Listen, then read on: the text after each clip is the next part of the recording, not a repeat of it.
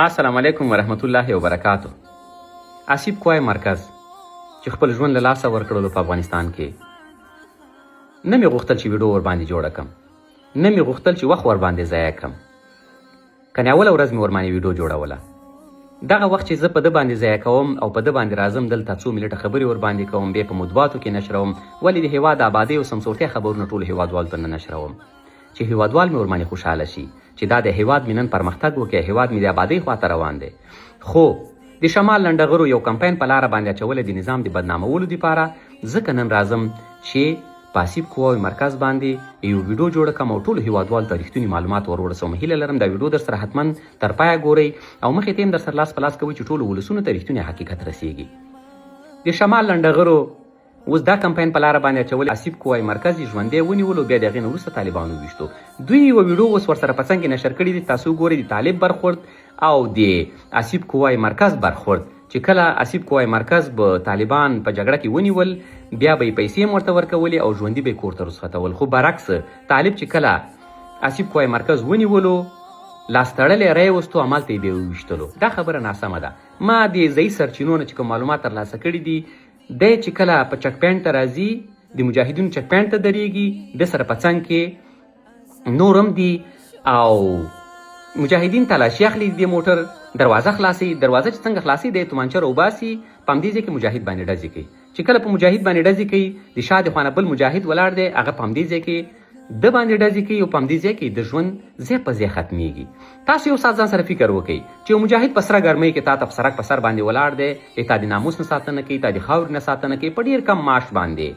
چې په هېواد کې درته سراسري امنیت راولي چې هیڅ قسمه سر ته په افغانستان کې صدمه ونه رسیږي، چې شمال نه روان شي غرب ته او د غرب نه روان شي شمال ته، چې هیڅوک درته ونه وایي چې ته چیرته روان یې. دا رقم ته امنیت درته همدغه مجاهد چې سرک په سر درته ولاړ دی امنیت یې درته برقرار کړی دی. دا چې تا کله په چک پاین باندې درې او درته وایي چې زه تلاشي اخلم چې ته څوک یې او هغه دې پېژني هم نه چې ته څوک یې، او دې ځای کې ته تومانچه راوباسې او په ده ډزې کې، ته څه فکر کوې چې هغه شاته مجاهد باید تا ته وګوري چې د ما د څنګ ملګری راته په شهادت ورسوه چې تا د امنیت ساتنه هم کوي، تا د ناموس ساتنه کوي، تا د خاورې ساتنه کوي، ته ورباندې ډزې وکړه خو شاته مجاهد به په تا ډزې نه کوي. طبعا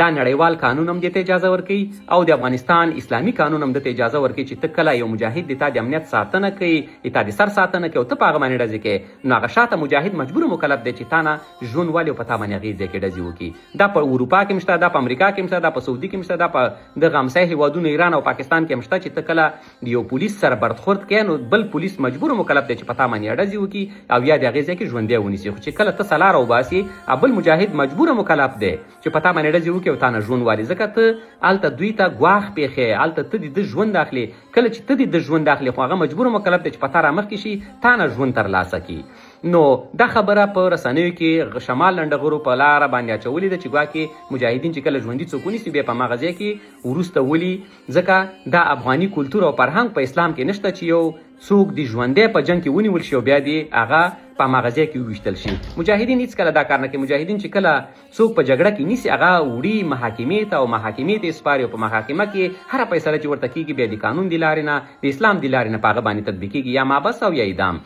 دا خبرونه د شمال لنډغرو په لاره باندې اچولي دي. نو هیله لرم د شمال لنډغر خبرونو باندې هېڅکله باور ونه کوي او حسيب قوا او مرکز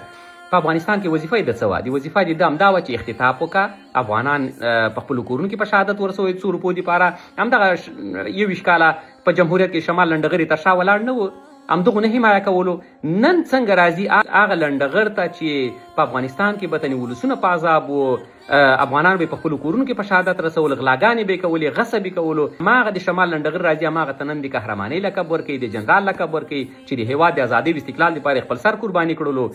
نن دلته د اتل او د بوتل توپیر افغانان کولی شي. تاریخ ته هر څه سپارل کېږي، تاریخ ته د حسيب قوا او مرکز هر څه سپارل شوي دي او ولسونه ورباندې قضاوت وکړي چې حسيب قوا او مرکز په افغانستان کې څه کړي دي او څه نه دي کړي. قهرمان لقب ورکول او د جنرال لقب ورکول دا د ولسونو کار دی چې ولسونه چاته د قهرمان لقب ورکوي او چاته د بوتل لقب ورکوي. بوتلانو ته موږ د قهرمانانو لقب نشو ورکولی چې په افغانستان کې افغانان په خپلو کورونو کې په شهادت رسي، غلاګانې ته نه کوي، غصب ته نه کوي او بیا هغه ته موږ د قهرمان لقب ورکو. هېڅکله به موږ د قهرمان لقب ورنکو. قهرمان لقب موږ هغه چاته ورکولی شو چې خپل سر یې د افغانانو د ناموسونو دپاره په لاس کې نیولی او د افغانانو د ناموسونو نه ساتنه کوي او خپل سر ورته قرباني کې هغه ته موږ د قهرمان لقب ورکولی شو او بوتلانو لقب به موږ هغه چاته ورکوو چې په افغانستان کې امنیت خلالي د افغانانو عزتونو ته صدمه رسوي او بیا افغان ځواکونه راجګېږي همدغسې یې له منځه وړي لکه پرون چې حسيب قواو له منځه ویوړلو داسې خلکو ته موږ د بوتلانو لقب ورکوو.